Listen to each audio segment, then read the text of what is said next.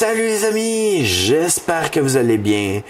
Aujourd'hui, un sujet particulier. Un sujet que j'aime pas amener, parce que d'une manière, c'est quelque chose qui est, selon moi, qui est incompréhensible. Le divorce!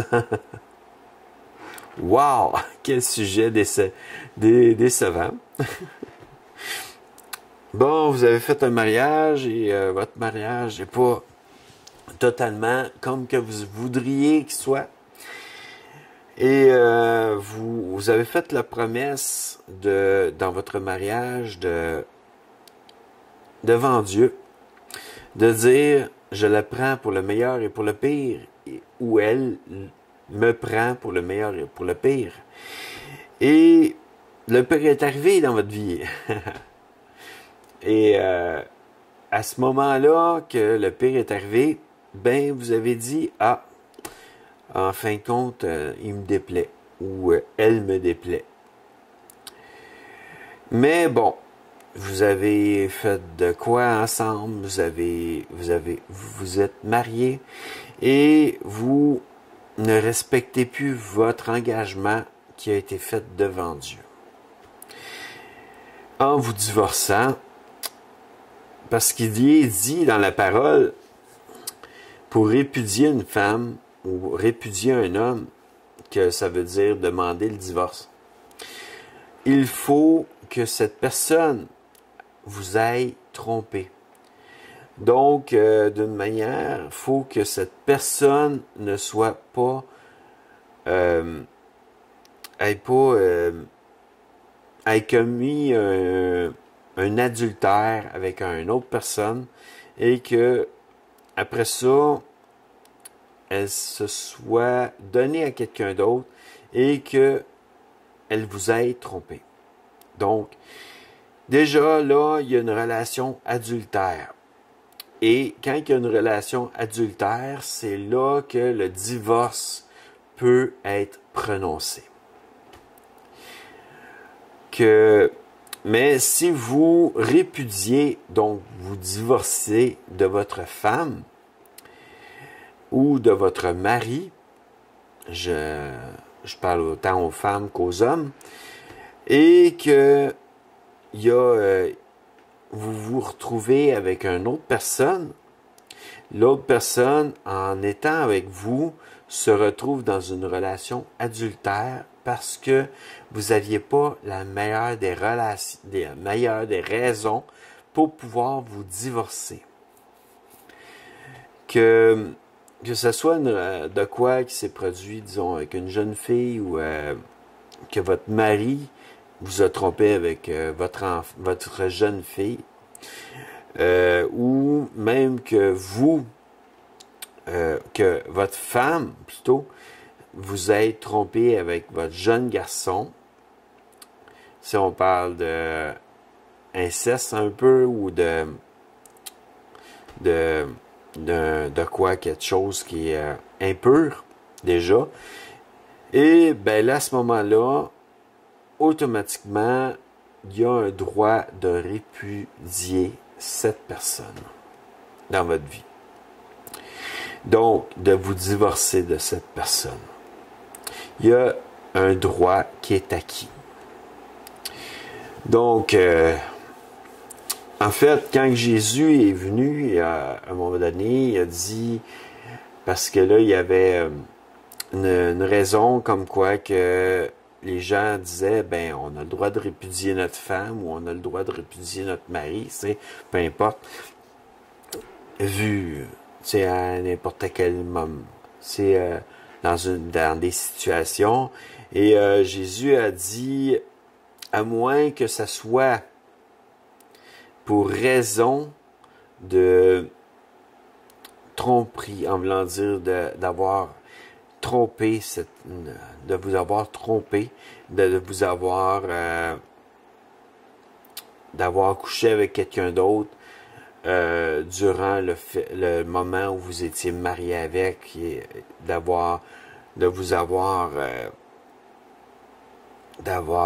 c'est ça, une tromperie, en quelque sorte. Ben, à ce moment-là, oui, vous avez le droit de la répudier. Ou vous avez le droit, jeune femme, de répudier votre mari.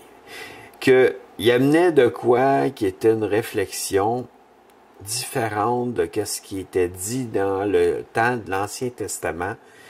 Et je voyais dans le Nouveau Testament comme quoi que c'était différent aujourd'hui. Déjà, Jésus a donné sa vie pour nous à la croix, pour nous sauver et nous enlever nos péchés. Ensuite, il y a des choses qu'on doit faire aussi dans l'étape de pouvoir demander pardon pour nos péchés nous-mêmes. Que d'une manière, il y a des choses que lui a faites et a établies, mais des règles qui étaient différentes que de l'Ancien Testament.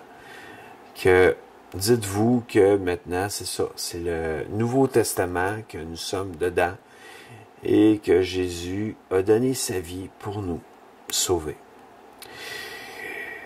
Que là, on parle bibliquement, mais d'une manière, c'est ça, le divorce ne doit pas être prononcé à la légère. Il faut faire attention à ce qu'on fait.